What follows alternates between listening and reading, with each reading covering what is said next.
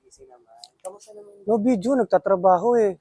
Pinipilit ko nga magtrabaho kahit may pinagdadaanan ako.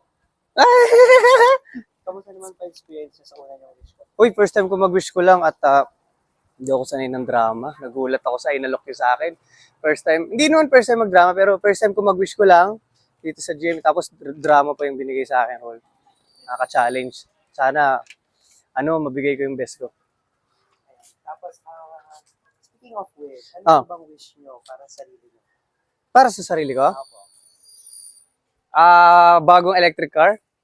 Napakamahal ng gasolina. Totoo to, wala pa kasi ako electric car. So lahat ng sasakyan ko puro bigas. So yun. Baka kaya naman na ibigay ni Ma'am Vicky Morales yun.